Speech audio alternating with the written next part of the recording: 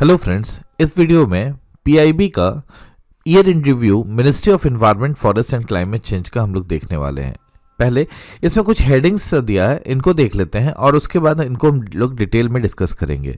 पहला है, this is actually the year in review ministry of environment forest and climate change.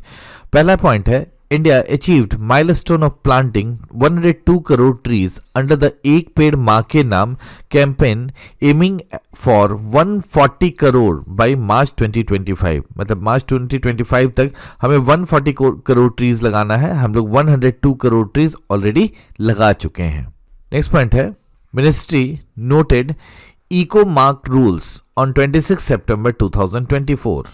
Next third point है, national clean air programme hit milestones 40% particulate matter reduction in 23 cities, rupees 11,200 crore fund allocated for pollution control, PRANA portal launched for real time air quality monitoring. Fourth point है, MISHTI launched on World Environment Day 2024 to restore mangroves and boost coastal sustainability.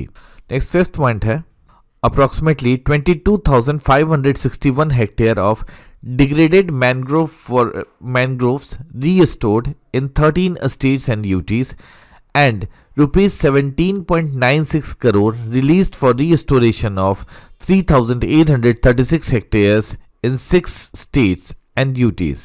Six point है, biological diversity rule 2024 notified on 22 October 2024। Next is seventh point is 125 projects sanctions on 2024-25 under Nagar Van Yojana with 106.38 crores released to 9 states or UTs. Second installment of 26.4 crore for 86 projects released in 4 states. 8th point is, Tiger Reserve in India rose to 57. Tiger Reserve in India rose to 57. 2 new Tiger Reserves notified in 2024. Guru Ghasidas Tamor Pingla tiger reserve and Ratapani tiger reserve, दोनों important है, अभी detail से बात करेंगे इनके बारे में। Next है, 13 beaches across 6 states and 3 union territories certified with blue flag certification for session 2024-25। Beaches को ब्लू फ्लैग सर्टिफिकेशन दिया जाता है, डिटेल से अभी थोड़ी देर में देखते हैं। 10th पॉइंट है, UNEA adopted resolution on sustainable lifestyle based on precepts of Mission Life. Mission Life is also important. Next is, India hosted the third Voice of Global South Summit in 17th August 2024 with overarching theme An Empowered Global South for Sustainable Future। क्या है? An Empowered Global South for a Sustainable Future. Next is, India conducted first ever Gangetic Dolphin Tagging, Assam में किया गया है, बात करते हैं इसका। Next is 13th number point is, India State of Forest Report 2023 released. Forest and tree cover reached to 8,27,357 square kilometer, accounting for 25.17%, important data है, 25.17% of India's geographical area। हम लोग देख रहे हैं major initiatives and achievements of ministry of environment forest and climate change during year 2024। देखिए, इसमें अब हम लोग एक एक को हम लोग डिटेल से बात करेंगे। जैसे पहला है, एक पेड़ माँ के नाम कैंपेन। एक पेड़ माँ के नाम campaign actual prime minister Modi ने 140 करोड़ जो पॉपुलेशन हमारे कंट्री का है उनको बेसिकली कॉल किया है for planting 1 tree for their mother, means on to show respect towards their mother and also for preserving mother earth. इसमें क्या लिखा है एक बार देखिए, on the occasion of world environment day. World environment day हम लोग कब मनाते हैं? This is 5 June. On the occasion of world environment day which is celebrated on 5th June 2024, prime minister launched campaign एक पेड़ माँ के नाम, plant for mother, exhorting people to plant tree as a mark of love and respect for one's mother And for protecting and preserving the Mother Earth, MOAFCC has reached out to the central government, ministries, departments, state government, institutions and organization to ensure the plantation of 140 crore trees. ये जो संख्या निकाला है ना 140 करोड़, ये actual में India का population से बोला है कि हर आदमी को एक पेड़ लगाना है to respect and love towards his mother, ठीक है, and also for protecting the mother earth. As on date, more than 102 crore trees has been planted under the campaign एक पेड़ माँ के नाम, plant for mother. This is actually a very good initiative by this government towards protecting our environment. Next is EcoMark scheme. In alignment with life, that is lifestyle for environment, MOAFCC has notified the EcoMark rule on 26 September 2024. It replaces the EcoMark scheme of 1991. The scheme will encourage the demand for environment-friendly products aligned with the principle of life, promote low energy consumption, resource efficiency, and circular economy. The scheme seeks to ensure accurate labeling and prevent misleading information about product. आप पहले से भी EcoMark scheme के बारे में जानते होंगे, इसी के बारे में बता रहा है कि actually it is to prevent the misleading information about the products. इसका मतलब है it actually comes under the BIS, that is bureau of Indian standards. Actually EcoMark का मेन काम है कि इट provides actually certification and marking for the households and the other items which actually fulfils the environmental norms and conditions mention in the Indian standard. मतलब इन products को basically certify करने का काम ही EcoMark स्कीम का है. Third one, इसमें हम लोग बात कर रहे हैं climate action, net zero, decarbonisation, green hydrogen and the carbon capture utilization and storage, that is CCUS. इसमें देखिए लिखा है the government stands committed to tackle the global challenge of climate change. India's climate change action is guided by the updated national determined contribution. NDC का बात करें, nationally determined contribution. This was actually in 2015 जब Paris summit हुआ था ना, उसमें ही nationally determined contribution की बात पहली बार हुई थी. And long term strategy to reach net zero by 2070. ये पंचामृत में COP26 में, this is in Panchamrit. Government of India क्या बोली है, मोदी जी बोले थे इसमें, दिस इज मतलब हम लोग बाई ईयर 2070 तक नेट जीरो एमिशन पर पहुंच जाएंगे and it cuts across the various sectors of the economy. Next point है India has shown willingness to be at forefront in the global fight against climate change despite having minuscule contribution to the historical cumulative global greenhouse gas emission. Actually में क्या है कि India में जो population का percentage है और जो क्यूमुलेटिव एमिशन हम लोग जो अभी तक कंट्रीब्यूटेड एमिशन का बात कर रहे हैं उसका रेशियो बिल्कुल अलग है. मतलब हम लोग बहुत बड़े कंट्रीब्यूटर में नहीं कहला सकते हैं बिकॉज इंडिया के पास 17% population of the world population है, लेकिन हम लोग का कंट्रीब्यूशन इसमें मीन्स क्लाइमेट चेंज में कहिए या फिर ग्रीन हाउस गैसेज में कहिए, इसमें हम लोग 4% ही कंट्रीब्यूट करते हैं. India houses about 17% of the global population, but its historical cumulative contribution is less than 4%. इसी डेटा को हम लोग एम्फेसाइज कर रहे हैं यहाँ, ठीक है. यूज भी कर सकते हैं आप मेंस में लिखने के लिए इसको. Emission intensity of our GDP is reduced by 33% between 2005 and 2019. In years में हमारा 33% एमिशन इंटेंसिटी ये रिड्यूस हुआ है. एमिशन इंटेंसिटी का इन जनरल मतलब आप समझते होंगे, मतलब जैसे जीडीपी में एडिशन के लिए जितना हम लोग कार्बन एमिशन कर रहे हैं, पर एडिशन के लिए जितना कार्बन एमिशन कर रहे हैं उसमें रिडक्शन का बात करता है, ठीक है. जैसे मान लो जीडीपी में कुछ ग्रोथ के लिए पर्टिकुलरली कुछ मतलब आप परसेंटेज में भी बोल सकते हो, कुछ परसेंट ग्रोथ के लिए मान लो कितना हम लोग amount of this carbon emit कर रहे हैं उसको रिड्यूस करने का बात कर रहा है, जो हम लोग ऑलरेडी 33% रिड्यूस कर चुके हैं. मतलब this is talking about the clean energy, ठीक है. हम लोग हर जगह क्लीन और ग्रीन एनर्जी का यूज कर रहे हैं, वो शो करता है. Hence the target of reduction of emission intensity has been achieved well ahead of the schedule. Already हम लोग इसको अचीव कर चुके हैं. As on 31st November, sorry, this is October 2024, the cumulative electric power installed capacity for non-fossil fuel based energy resources is 46.52% of the total cumulative electric power installed capacity. ठीक है, इसमें non fossil fuel based कितना है हमारा 46.52%. जितना भी electricity production कर रहे हैं उसमें नॉन फॉसिल से हम लोग कितना कर रहे हैं, दैट इज 46.52. एक बात याद रखिएगा, जब नॉन फॉसिल बोलते हैं तो इसमें रिन्यूएबल एनर्जी के साथ साथ न्यूक्लियर एनर्जी भी इंक्लूड होता है. तो दिस इज नॉन फॉसिल का मतलब सिर्फ रिन्यूएबल एनर्जी नहीं है, renewable energy plus nuclear energy भी हम लोग इंक्लूड, मतलब न्यूक्लियर पावर प्लांट्स को भी हम लोग इंक्लूड करते हैं इसमें. India has updated its nationally determined contribution target to 45% of reduction in emission intensity and 50% of cumulative electric power installed capacity from non-fossil fuel based energy resources by 2030. Target कितना है हमारा 50%. अचीव कितना कर चुके हैं 46.52% हम लोग.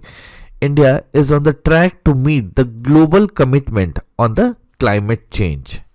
ठीक है, एक और पॉइंट देखिए, carbon capture utilisation and storage, इसको बोलते हैं CCUS, has important and critical role to play in decarbonising the industrial and power sector.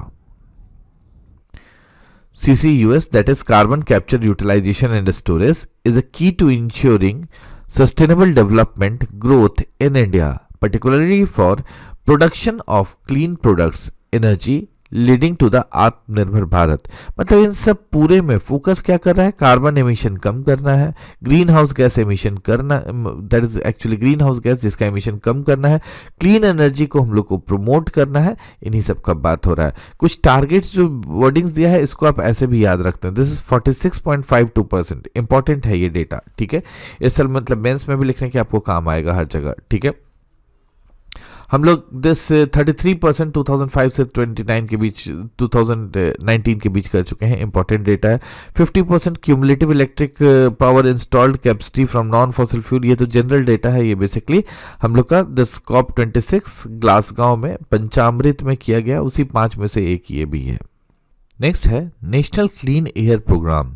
The National Clean Air Program, launched in 2019, covers 130 cities in 24 states and UTs with objective to achieve sustainable improvement in air quality.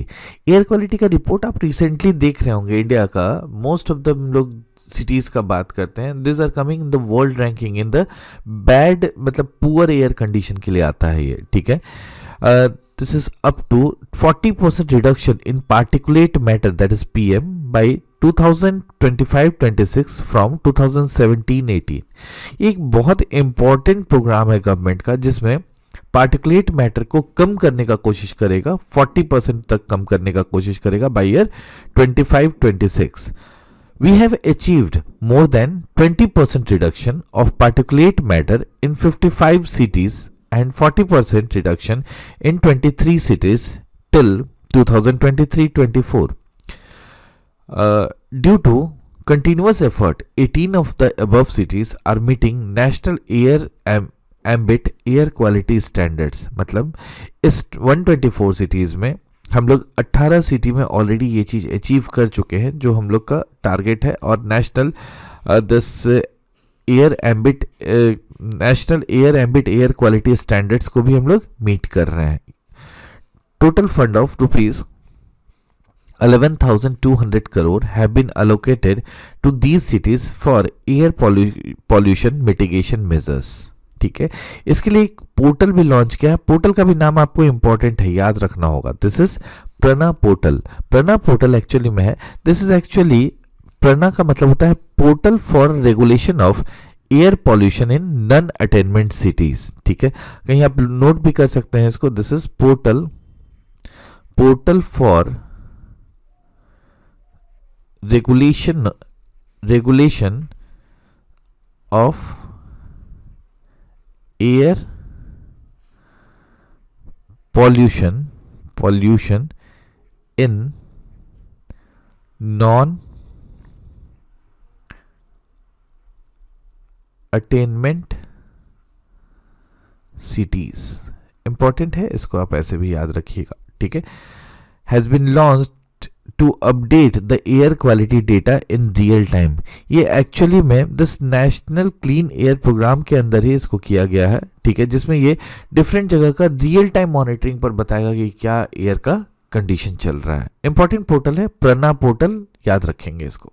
चलिए next बात करें, this is 5th number topic, circular economy and extended producer responsibility framework. देखो extended producer responsibility से already questions पूछा जा चुका है UPSC में भी, ठीक है। एक बार देख लीजिए, MoEFCC has notified regulatory framework for circular economy in various waste stream. The producers have been mandated to get the end of life waste recycle under the extended producer responsibility regime. Extended producer responsibility rules have been further notified for the plastic waste, tire waste, battery waste, used oil waste and e-waste. देखो ये क्या कहना चाहता है कि basically अगर आप produce कर रहे हो, ठीक है, अगर आप प्रोड्यूसर हो तो you have also the responsibility of for the disposal, ठीक है। तो उसके लिए बेसिकली ये एक्सटेंडेड प्रोड्यूसर रिस्पॉन्सिबिलिटी, मतलब after the completion of life और after the completion of use, ठीक है, आप यूज कर चुके हैं, उसके बाद क्या करना है ये भी प्रोड्यूसर के रिस्पॉन्सिबिलिटी में डाल रहा है। इसका कहने का अगर इनडायरेक्ट मतलब देखोगे तो क्या ही कहता है, मतलब कि अगर आप जैसे प्रोडक्ट यूज कर लियो तो आप उसको वापस से खरीदो, ठीक है। जैसे ई वेस्ट इन सब के लिए तो ये बहुत अच्छा सॉल्यूशन है, ठीक है। ई वेस्ट इन सब के लिए ये बहुत अच्छा सॉल्यूशन है, ठीक है। ई वेस्ट में ही जैसे आप सोचोगे कि बेसिकली कोई भी आप मोबाइल ही यूज किया, अगर इसको करोगे क्या, तो इन सबको बेसिकली आफ्टर यूज, ठीक है, आफ्टर यूज अगर कंपनी बोले कि हम वापस लेंगे तो ये इनका यूटिलिटी बढ़ जाएगा, इनका रिसाइकल किया जा सकता है, इनके मतलब प्रोडक्ट्स पार्ट्स को, ठीक है। तो उसके लिए बेसिकली एक्सटेंडेड प्रोड्यूसर रिस्पॉन्सिबिलिटी ये सब किया गया है, ठीक है। इसमें आगे देखिए क्या लिख रहा है, further EPR that is extended producer responsibility framework for scrap metal end of the life vehicles, मतलब ये आगे का बात कर रहा है, further extended producer responsibility framework for scrap metals end of life vehicles, solid waste and liquid waste, construction and demolition waste are under the active consideration. अभी किया नहीं गया है, एक्टिव कंसिडरेशन है, मतलब इसको बाद में सोचा जा रहा है अभी, ठीक है। The extended producer responsibility framework will not only enhance the circulatory in economy but also help manage the waste in environmentally sound manner, ठीक है। वेस्ट डिस्पोजल का एक बहुत अच्छा टेक्निक है, ई वेस्ट के लिए स्पेशली ये बहुत ज़्यादा फोकस्ड भी है, ठीक है। ऑफ कोर्स हम लोग plastic waste, tyre waste, battery waste, battery का भी देखते हो कि ये सब चल रहा है। A robust recycling industry would come up with the employment potential of the several lakhs with contribution to the economy, ठीक है, ये हमेशा बेनिफिशियल ही रहेगा, इसका बात किया है। नेक्स्ट है India cooling action plan. India cooling action plan recommends synergising with the ongoing government programmes and schemes to maximise socio economic co benefit. Actually में कूलिंग एक्शन प्लान में मतलब रेफ्रिजरेशन या फिर कूल हाउस इन सब का बात कर रहा है, ठीक है, कि कैसे आप उसमें भी इलेक्ट्रिसिटी या फिर एनर्जी का कंजम्पशन को प्रॉपरली मैनेज कर सकते हैं। एक बार देख लेते हैं हम लोग, the government of India has taken several steps to operationalise recommendations given by ICAP, that is India cooling action plan. In order to operationalize the recommendations of India Cooling Action Plan for thematic areas, देखो different areas को choose किया, जैसे हम अभी आपसे बात किए buildings में space cooling in the buildings, ठीक है, मतलब ऐसा बिल्डिंग बनाना जिसमें कूलिंग सबसे ज़्यादा एक्चुअल में इलेक्ट्रिसिटी का कंजम्पशन कहाँ होता है, अगर आप जाने होंगे सबसे ज़्यादा इलेक्ट्रिसिटी का कंजम्पशन कूलिंग एंड हीटिंग में ही होता है, ठीक है। सबसे ज़्यादा इलेक्ट्रिसिटी का यूटिलाइजेशन या एनर्जी का यूटिलाइजेशन जो आप जनरली बात करते हैं इलेक्ट्रिसिटी में, मेनली इलेक्ट्रिकल एनर्जी का कूलिंग एंड हीटिंग में ही होता है, उसके लिए मतलब स्पेस कूलिंग, ठीक है। तो इसके लिए space cooling in building, cold chain, domestic manufacturing and production sector, alternative refrigerants and technologies, research and development, servicing sector, transport, air conditioning, have been finalized after mapping of recommendations given in ICAP, that is Indian Cooling Action Plan, with the ongoing government programs and schemes. यहाँ देखिए क्या लिख रहा है, as against 35% phase out reduction target of hydrochlorofluorocarbon during 2024 as per Montreal Protocol reduction schedule, India achieved reduction of 50% of the HCFC, that is hydrochlorofluorocarbon, in consumption sector. Use of HCFC in manufacturing of new equipments will be phased out as on 31st December 2024. देखो एक बात तो आप जानते हो कि पहले हम लोग कूलिंग के लिए क्या यूज करते थे, मतलब कूलेंट क्या यूज करते थे, CFC, ठीक है। CFC क्या है, this is chlorofluorocarbon. Montreal protocol से बोला कि देखो ये बेसिकली ओजोन डिप्लीटिंग सब्सटेंस है, इसको मतलब हटाने के लिए इसका एक्चुअल में रिप्लेसमेंट आया था HCFC का, सॉरी क्लोरोफ्लोरोकार्बन का HCFC, हाइड्रोक्लोरोफ्लोरोकार्बन। देखो ये भी ODS ही है, ये भी ओजोन डिप्लीटिंग सब्सटेंस भी ही है, लेकिन इसका पोटेंशियल इसके कंपैरिजन में काफी कम है, ठीक है। HCFC का पोटेंशियल काफी कम है कंपेयर टू CFC, ठीक है, लेकिन है तो ये भी ODS के ही कैटेगरी में। तो इसको भी फेज आउट करने का बात हो रहा है by year this 2024, last year का बात कर रहा है, मतलब दिसंबर तक हम इसको खत्म करने का मतलब इसको फेज आउट नए इक्विपमेंट्स में करेंगे, मतलब अब उसका यूज हम लोग नहीं करेंगे। एक्चुअली में इसका रिप्लेसमेंट जो अब यूज करने कर रहा है ये लोग जनरली क्या है, this is HFC, hydrofluorocarbon. HFC green house gas, HFC ozone depleting substance नहीं है, लेकिन इसका प्रॉब्लम क्या है कि it is a potent green house gas, ये पोटेंट ग्रीन हाउस गैस में आता है, दैट इज हाइड्रोफ्लोरोकार्बन। ODS में नहीं आता है, लेकिन it comes under potent green house gas. आप सुने होंगे किगाली एग्रीमेंट, ठीक है, किगाली एग्रीमेंट, इसी में this Kigali is actually under this Montreal protocol, उसी में HFC को रखा गया है। नेक्स्ट है mangrove initiative for shoreline habitat and tangible income, that is MISHTI. ये भी काफी इंपॉर्टेंट है। मैंग्रोव्स ऐसे भी जहां नाम आ जाए UPSC के लिए फेवरेट हो जाता है। Mangrove initiative for shoreline habitat and tangible incomes, that is MISHTI. Mangrove, ऐसे पहले एक फैक्ट बता दीजिए, मैंग्रोव इंडिया में सबसे ज्यादा कहाँ है, इंडिया छोड़िए वर्ल्ड में ही हम लोग सुंदरबन का बात करते हैं, ठीक है, इंडिया नहीं पूरे वर्ल्ड में ही कौन सा है, दैट इज सुंदरवन, ठीक है। सुंदरवन जो डेल्टा है ये दिस इज वर्ल्ड का सबसे ज्यादा मैंग्रोव फॉरेस्ट मतलब एरिया कवर करता है। इसको हम लोग this UNESCO world heritage site में भी डाला गया है, ठीक है।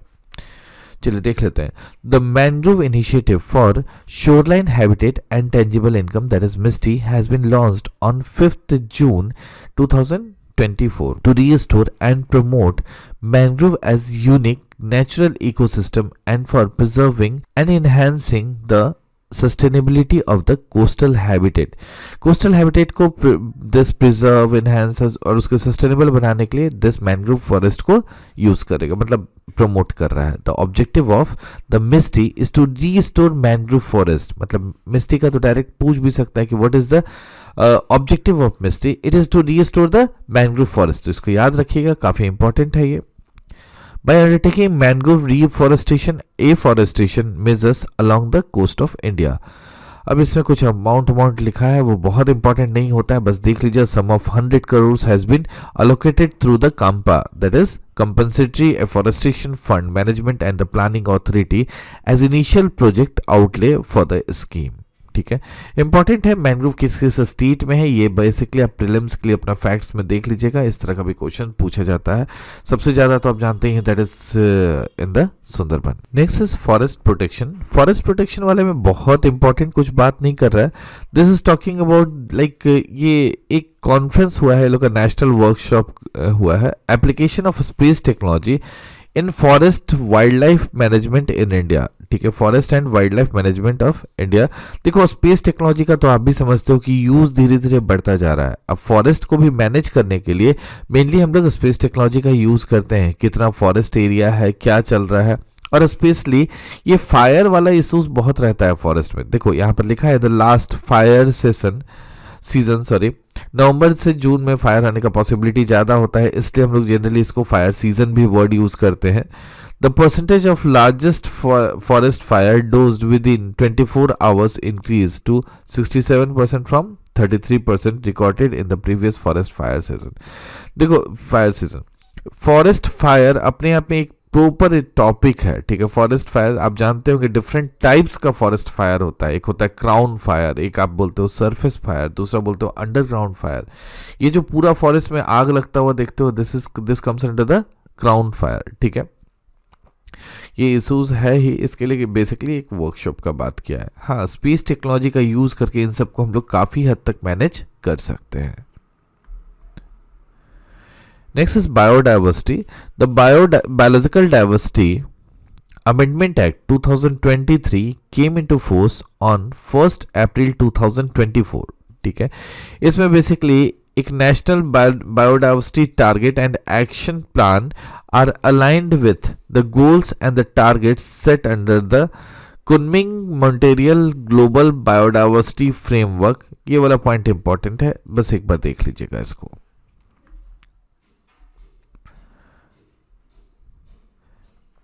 Next is national afforestation and eco development board. इसमें क्या दे रहा है, this is Nagar Van Yojana. National afforestation and eco development board is implementing Nagar Van Yojana. Nagar Van योजना वर्ड से ही क्या लग रहा है आपको, मतलब सिटीज में क्या करेगा, फॉरेस्टेड एरिया को इंक्रीज करेगा, उसी का बात करता है नगर वन योजना। वर्ड से समझिए यहाँ, Nagar Van Yojana which envisages development of 600 Nagar वंस एंड 400 नगर वाटिकास in the country during the period from 2020-21 to 2026-27। Target year क्या हो गया, 2026-27, with an objective to significantly enhance the trees outside forest and green cover, ठीक है। मतलब फॉरेस्ट का बाहर बात कर रहा है कि इसको हम लोग नगर वन डेवलप करके एक ग्रीन सिटीज बनाएगा एक तरह से। enhancement of biodiversity and ecological benefits to the urban and peri-urban areas apart from the improving quality of life of the city dwellers, ठीक है। of course it will improve the life in the cities। important है, बस ये words का use करना important है। जैसे आप environment का बात करें तो नगर वन योजना और दिस, जिसमें हम लोग 600 नगर वन और 400 नगर वाटिकाज स्टैब्लिश कर रहे हैं under this national afforestation and eco development board. Important है ये वाला पॉइंट, ठीक है। कहीं भी आप इसको रेफर कर सकते हैं डायरेक्टली लिखने में भी कि how we are improving our climate और what efforts are being done to improve the climate, उन सब पॉइंट्स में भी। एक बार इसको देख लेते हैं, that is achievement of carbon market. बहुत ज़्यादा इंपॉर्टेंट पॉइंट्स तो इसमें नहीं दिख रहा है, एक बार फिर भी देख लीजिए ऊपर ऊपर। India has notified national designated authority for the implementing article 6 of the Paris Agreement wide gazette notice, ठीक है, विद जो भी है, ठीक है। इसमें बहुत ज़्यादा इंपॉर्टेंट पॉइंट्स नहीं है, एक बार आप देख लीजिएगा यहाँ पर, ठीक है। ये सेक्टर्स का बात किया है कि NSC ICM has finalise 9 sectors under the compliance mechanism under CCTS which are aluminium, chlor alkali, cement, fertiliser, iron steel, pulp and paper, petrochemicals, petroleum refineries and textile. Under the offset mechanism of NSC ICM has currently approved 10 sectors which include energy, industry, waste handling and disposal, agriculture, forestry, transport, construction, fugitive emission, solvent use and CCUS, ठीक है। तो एक बार just look after this, और कुछ नहीं है। National tiger conservation authority, ये क्या है, ऑन द, ये इंपॉर्टेंट रहेगा जी, ठीक है। इसको एक बार देखिए। On the advice of national tiger conservation authority the following tiger reserve has been notified under the section 38(5) of the wildlife protection act 1972, taking number of tiger reserves in the country 57। मतलब अब हमारे पास total 57 tiger reserves हो चुका है।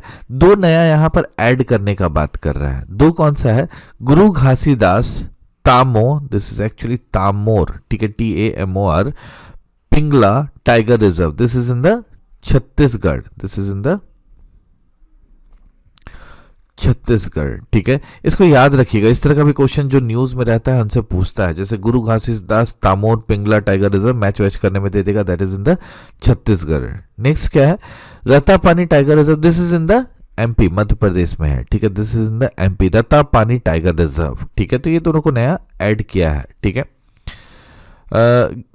NTCA gave final approval for notification of Madhav national park Madhya Pradesh as a tiger reserve. इसको भी याद रखना, माधव नेशनल पार्क कहाँ है, ये डायरेक्ट पहले पूछता आया हुआ है। ठीक है, this is in the Madhya Pradesh, ये तो इंपॉर्टेंट है ही। ठीक है, the area under the tiger reserve network is रफली 2.5% of the total geographical area of the country. ये भी एक इंपॉर्टेंट डेटा है कि टाइगर रिजर्व में कितना हम लोग का एरिया कवर हो रहा है, that is 2.5% of the total geographical area. एक और देखो, ये दोनों भी न्यूज में रहा है, दिस इज कूनो, यहाँ पर देखो ना, दिस इज प्रोजेक्ट चीता के लिए, जो चीता इंडिया में लाया है कहाँ पर रखा है, सबसे पहले तो कूनो नेशनल पार्क में था, that is in MP, and उसके बाद this is Gandhi Sagar wildlife century, दूसरा फेज में जो लाया है यहीं पर रखा है। तो ये क्या लिखा है, that is officials from South Africa and Kenya visited to the Kuno national park and Gandhi Sagar wildlife sanctuary Madhya Pradesh and appraisers for the initiatives under the ambitious project cheetah. ठीक है, चीता इंडिया से एक्सटिंक्ट हो चुका था, तो हम लोग बाहर से लाकर इसमें ही रख रहे हैं, that is Kuno national park और Gandhi Sagar wildlife sanctuary. बहुत अच्छा इनिशिएटिव है by this ministry of environment and forest climate change का।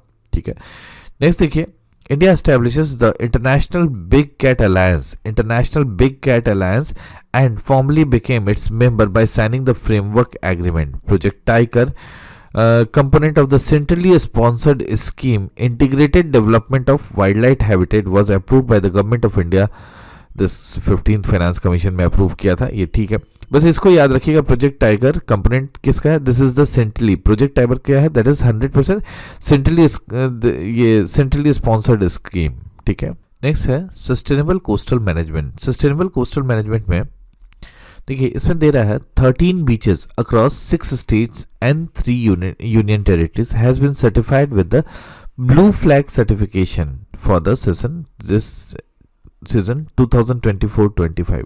सबसे पहले ये जो वर्ड है ना, ब्लू फ्लैग सर्टिफिकेशन, बड़ा न्यूज में पहले भी रहा है। ठीक है, ब्लू फ्लैग सर्टिफिकेशन वर्ड समझने का कोशिश कीजिए। एक्चुअली ब्लू फ्लैग सर्टिफिकेशन मतलब वर्ल्ड रिकॉग्निशन है एक तरह से। दिस इज मतलब, इसको आप कह सकते हो कि this is one of the cleanest beaches in the world. ठीक है, मतलब हम लोग कह सकते हैं दिस, जिसको ब्लू फ्लैग सर्टिफिकेशन दिया गया है, these are the cleanest beaches of the world.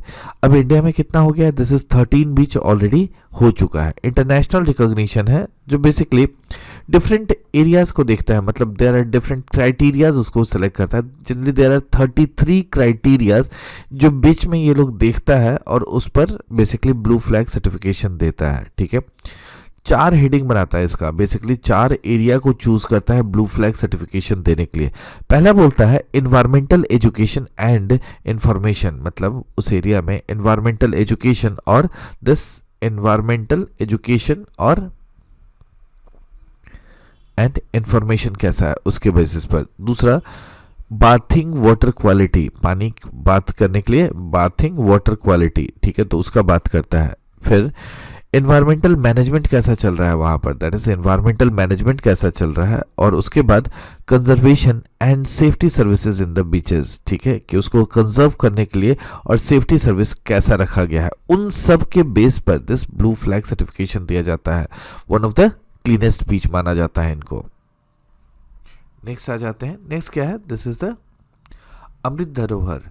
अमृत धरोहर एक्चुअली अमृत धरोहर इम्प्लीमेंटेशन स्ट्रेटजी लॉन्च इन 5 जून 2023। ठीक है, ये 5 जून ऊपर भी डेट्स देख रहे हैं, क्या है याद है ना, this is the world environment day. ठीक है, तो बेसिकली 5 जून हम लोग क्या मनाते हैं, this is world environment day, उसी का बात कर रहा है। एक्चुअली में 5 जून 1972 को स्टॉकहोम में पहला एनवायरनमेंट सबमिट हुआ था। 5 जून 1972 का बात कर रहे हैं हम। ठीक है, वहां पहला एनवायरनमेंट सबमिट हुआ था, इसलिए 5 जून को हम लोग क्या मनाते हैं, this is world environment day.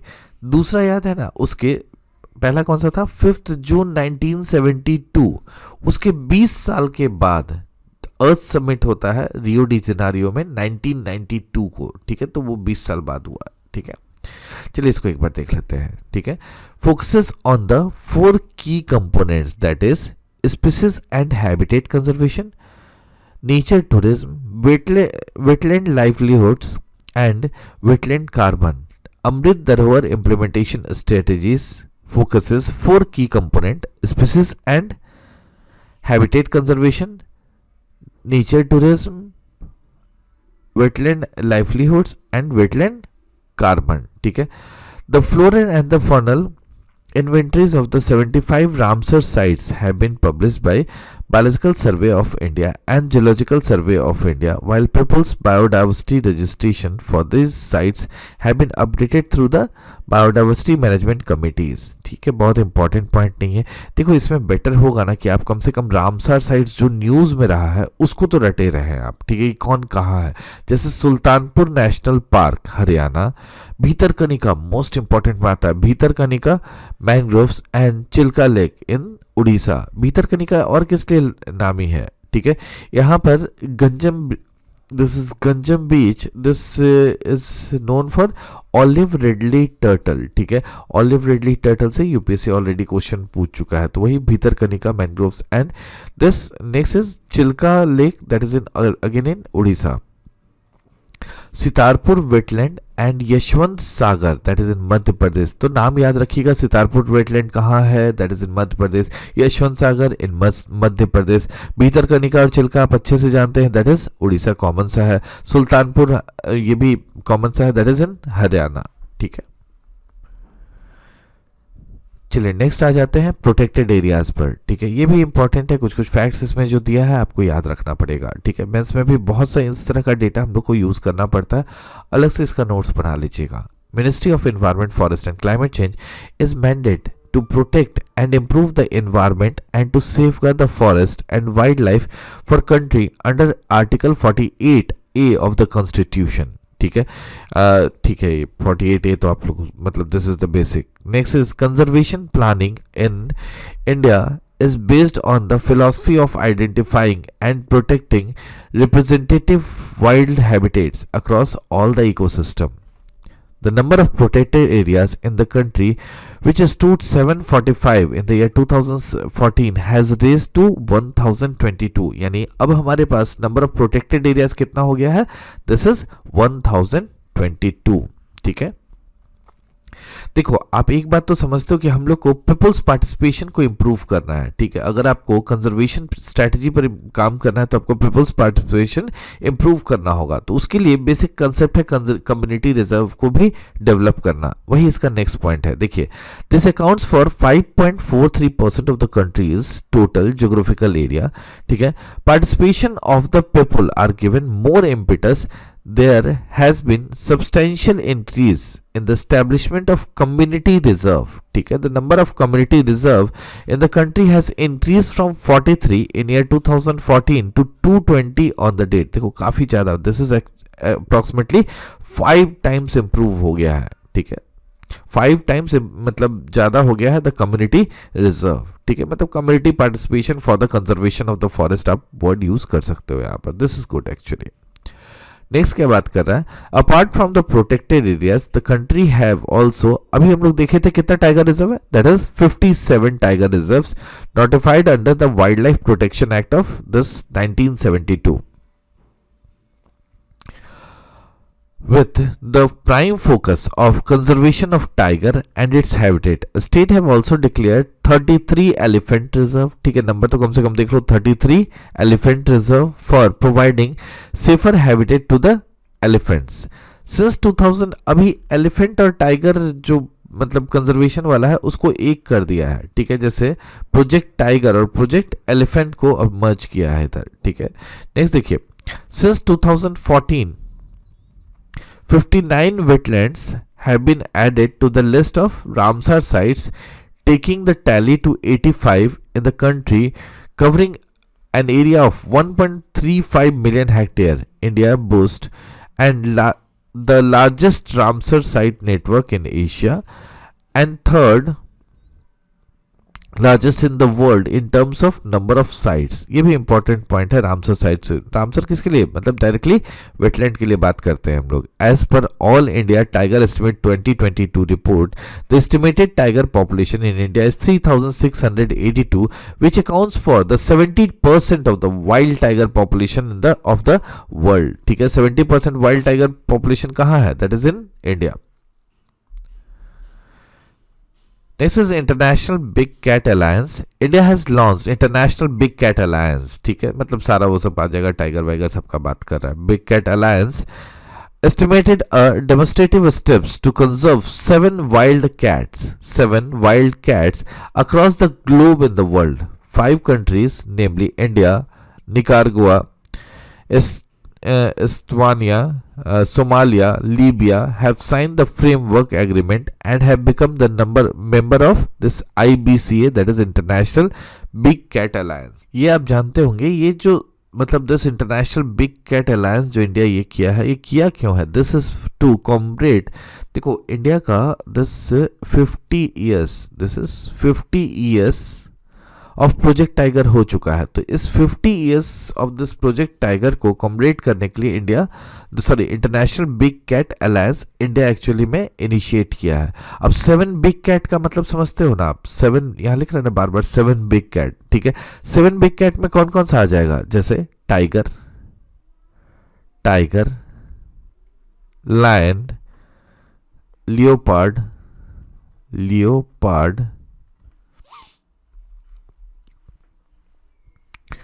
Snow leopard, कहाँ लिखा जाए, यहाँ पर लिख देते हैं, आप अपना देखते रहिएगा। स्नो लियोपार्ड, चीता भी आता है, दैट इज चीता, जगुआर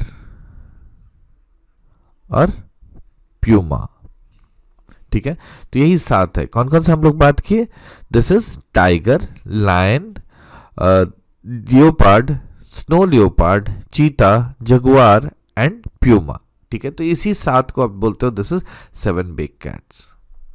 नेक्स्ट आ जाइए, नेक्स्ट है decriminalisation of environment protection act 1986। The Environment Protection Act EPA was enacted in 1986 with the objective of providing protection and improvement of the environment. The government has amended the panel provisions of the Environment Protection Act of 86 as part of the Jan Viswas.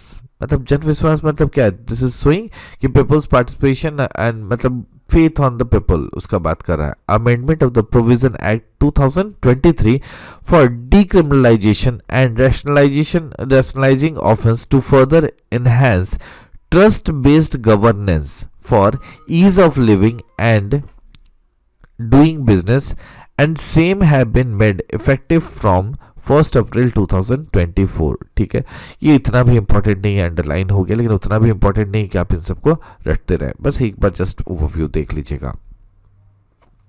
चलिए next हम लोग बात कर रहे हैं, this is mission life. ठीक है, mission life important है, that is lifestyle for environment. Mission life क्या बोलेगा फिर, a global initiative launched by India aimed at fostering sustainable lifestyle. मतलब किसका बात करेगा, सस्टेनेबल लाइफस्टाइल, मतलब एनवायरमेंट प्रोटेक्शन इसमें भी रहेगा।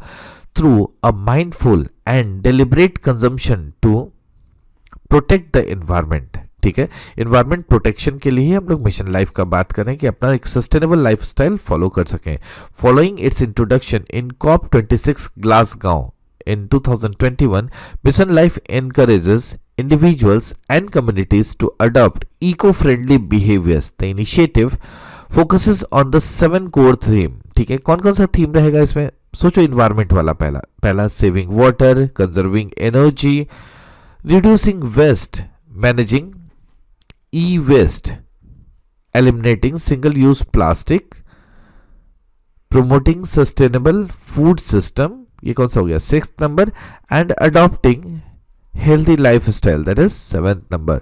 Mission life has been included a non-quantifiable indicators under nationally determined contribution NDC के अंदर, ठीक है। तो मिशन लाइफ एक्चुअली में एक सस्टेनेबल लाइफ स्टाइल का बात कर रहा है, जिसमें मेन एरियाज पर फोकस कर रहा है कि उसको हम लोग कैसे मतलब प्रोटेक्ट एंड प्रिजर्व कर सकें। जैसे वाटर का बात करेगा, एनर्जी वेस्ट रिड्यूस करने का, ई वेस्ट रिड्यूस करने का, सिंगल यूज प्लास्टिक को हटाने का बात, या फिर दिस सस्टेनेबल फूड सिस्टम और हेल्दी लाइफ स्टाइल फॉलो करने का बात, ठीक है।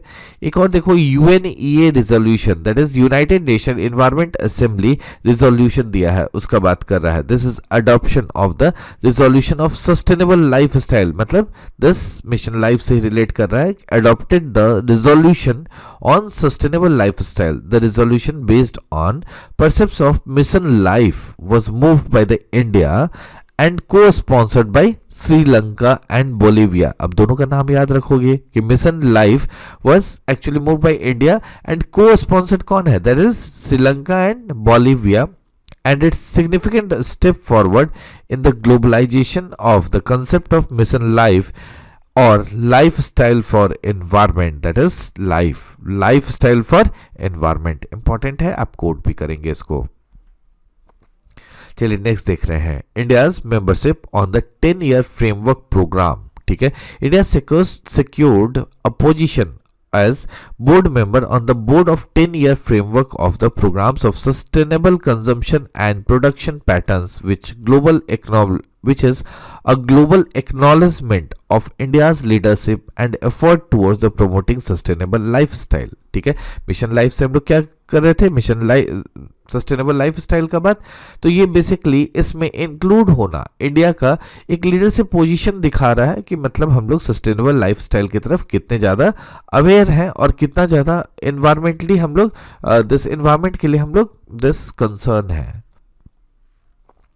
It reflects the sustainable development goal 12 number क्या है, मतलब this is sustainable development goal, तो आप जानते हैं ना, this is 17 sustainable development goal है, SDGs है, ठीक है। इसका टारगेट 2030 है, 2030 तक हम लोग को इस सस्टेनेबल डेवलपमेंट गोल्स को अचीव करना है, ठीक है। तो डिफरेंट एजेंडा है, 169 टारगेट्स है, 17 गोल्स है, ठीक है। ये गोल आपको ऐसे भी मतलब लाइन से याद रखना है, 1 2 3 करके याद रखिएगा लाइन से इनको, ठीक है। तो sustainable development goal 12 on the responsible consumption and production, which serves as a framework of reference for decoupling economic growth from environmental degradation। Next देख लेते हैं, नेक्स्ट जस्ट एक बार देख लीजिए, बहुत इंपॉर्टेंट बात नहीं कर रहे हैं। Third voice of global south summit, India hosted third voice of global south summit with the overarching theme an empowered global south for sustainable future, an empowered global south for sustainable future। India emphasized the countries of the global south to unite, stand together with one voice and become one another's strength, मतलब हम लोग साथ आएंगे और एक दूसरे के ताकत बन जाएंगे। India emphasized the importance of encouraging sustainable consumption and production pattern, promoting sustainable lifestyle, reducing waste, fostering a culture of conservation and respect for the natural resources। India कहाँ एम्फोसाइज कर रहा है, देखो ये सब जनरल पॉइंट्स आपको ऐसे भी याद रखना है। India emphasise the importance of encouraging sustainable consumption and production pattern. दूसरा बात कर रहा है promoting sustainable lifestyle, reducing waste, fostering culture of conservation and respect for the natural resources। The deliberations highlighted the call for the climate justice and developing countries demand for climate finance, technology transfer, capacity building। Next line है, the participants also reaffirmed the principle of equity and common but differentiated responsibility and respective capabilities, ठीक है। ये बात तो हमेशा हम लोग करते आए हैं कि मतलब कॉमन बट डिफरेंशिएटेड रिस्पॉन्सिबिलिटी का बात एंड रिस्पेक्टिव कैपेबिलिटीज, मतलब डेवलप कंट्रीज को अपना रिस्पॉन्सिबिलिटी लेना होगा, ठीक है। मतलब जैसे एनवायरनमेंट और क्लाइमेट का जब भी बात आएगा तो उनको फंडिंग और रिस्पॉन्सिबिलिटी लेना होगा। टेक्नोलॉजी ट्रांसफर जैसा वर्ड यूज कर रहे हैं, यानी आपको टेक्नोलॉजी ट्रांसफर करना होगा, मतलब they have to lead because they are also मतलब more responsible for the environmental degradation, ठीक है। और ऐसे भी डेवलप कंट्री का ये रिस्पॉन्सिबिलिटी बनता है, for being develop they have degraded the environment, they have degraded more the environment, ये कह सकते हैं। नेक्स्ट है first ever Ganges river dolphin tagging. देखो ये आसाम में किया गया है, इसको याद रखिएगा। First ever Ganga river dolphin, इसका क्या नाम बोलते हैं हम लोग, प्लेंटेनिस्टा गैंगेटिका इसका, दिस इज मतलब टेक्सोनॉमिक नेम क्या है, प्लेसेंट this Platanista gangetica with tag was tagged in Assam, मतलब ये आसाम में पहली बार दिस टैगिंग किया गया है। नेक्स्ट आ जाइए। देखो इसका तो डेटा इंपॉर्टेंट होता है, फॉरेस्ट रिपोर्ट का बात कर रहा है, forest and tree cover growth, ठीक है। ये फॉरेस्ट रिपोर्ट जो है उसी से सारा डेटा लिया गया है यहाँ पर, ठीक है। इंपॉर्टेंट होता है, आप कम से कम इतना डेटा तो रटे रहिए। इसमें पहला क्या बोल रहा है, as per the latest India State of the Forest Report 2023 Forest Survey of India released on 24 this जो भी है date, key achievements of the country in terms of the environment and forest conservation are under। देखो पहला point क्या है, पहले सबसे पहले तो एरिया का बात करेगा। The forest and tree cover of the country is 25.17%, one of the most important data, आपको पॉइंट वाइज याद रखना चाहिए, दैट इज 25.17%। कौन सा, फॉरेस्ट एंड ट्री कवर, दोनों को मिला के बोल रहा है, फॉरेस्ट एंड ट्री कवर, ठीक है।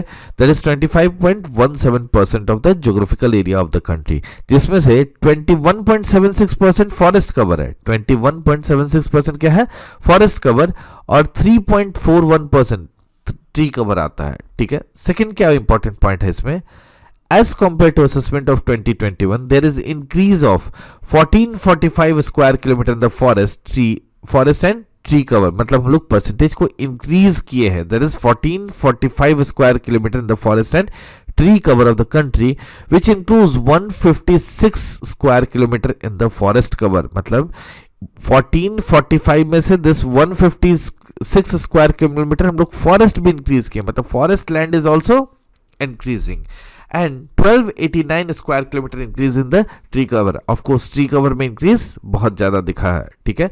नेक्स्ट इंपॉर्टेंट है इसमें थर्ड पॉइंट, देखिए 19 states and UTs have above 33% of geographical area under the forest cover. देखो ये 33% वाला जनरल टारगेट है कि अगर आप अपने इन्वायरमेंट को सही रखना चाहते हैं तो लैंड मास का 33% क्या होना चाहिए, फॉरेस्ट कवर। तो हम लोग में 19 स्टेट्स और UTs have already achieve this 33% of the geographical area under the forest cover. Out of these 8 states UTs, namely ये याद रखो, Mizoram, Lakshadweep, Andaman Nicobar, Arunachal Pradesh, Nagaland, Meghalaya, Tripura and Manipur have forest cover above 75%, ठीक है। तो ये बेसिकली 8 स्टेट्स हमारे पास और यूटीज ऐसे हैं जो 75% से ऊपर फॉरेस्टेड एरिया रख चुके हैं, ठीक है। ये 19 भी डेटा इंपॉर्टेंट है जी, दिस इज 33% वाला ही मेन टारगेट होता है, ठीक है। और 8 स्टेट्स ऐसे हैं जो 75% से ऊपर रखे हुए हैं। देखो नेक्स्ट पॉइंट देखो, the extent of the bamboo bearing area for the country has been estimated 1,54,670। ये डेटा जरूरी नहीं है, बस ये समझने का कोशिश कीजिए कि basically as compare to the last assessment done in 2010 there is increase of this is 5,227 square kilometre of bamboo area. मतलब ओवरऑल बात क्या है कि बैम्बू का एरिया में भी काफी ज्यादा इंक्रीज हुआ है, बैम्बू का भी बेसिकली जो एरिया है उसमें काफी ज्यादा अच्छा इंक्रीमेंट देखने मिला है। In the present assessment, total carbon stock in the country's forest is estimated to be 7,285 million tons. This is increase of 81.5 million tons in the carbon stock of the country as compared to the last assessment. मतलब overall मिला जुला के this is carbon stock का बात कर रहा है, overall देखोगे मिला जुला के तो मतलब हमारा फॉरेस्ट एरिया अच्छा काम किया, मतलब फॉरेस्ट इंक्रीज हुआ है, कार्बन स्टॉक बढ़ा है, वो सब का बात हो रहा है। Regarding status on the achievements of the targets under the NDC related to carbon sequestration, carbon sequestration word समझते हैं, दिस इज कार्बनाइजेशन बोल लीजिए, दिस इज कार्बन सिक्वेस्ट्रेशन, मतलब एनवायरमेंटल कार्बन को सिक्वेस्टर करना। The current assessment shows that India's carbon stock has reached 30.43 billion tons of CO2 equivalent, which indicates that as compared to base year of 2005, India has already reached 2.29 billion tons of additional carbon sink as against target 2.5 to 3 billion tons by 2030. मतलब हम लोग का target है 2.5 से 3 billion tonne this carbon sink develop करने का, जबकि हम लोग 2.29 बिलियन टन ऑलरेडी कर चुके हैं. ठीक है, तो दिस इज गुड. ओके, ये फॉरेस्ट रिपोर्ट है, आपको याद रखना है. ठीक है, इसका बेसिकली बेटर होगा कि आप नोट्स अपना पॉइंट वाइज बना लें. एक बार ओवरव्यू देखने के बाद एक नोट्स बना लें. कुछ डेटा इंपॉर्टेंट है, both prelims as well as mains में काम करेगा एग्जाम्स में. ऐसे भी लास्ट ईयर का अब जो आप पढ़ोगे, आगे के लिए करंट अफेयर पढ़ोगे, लास्ट ईयर का जो इंपॉर्टेंट डेटा है इसमें सफिशिएंट रहता है. इससे ज़्यादा बहुत ज़्यादा देखने का जरूरत नहीं है आपको.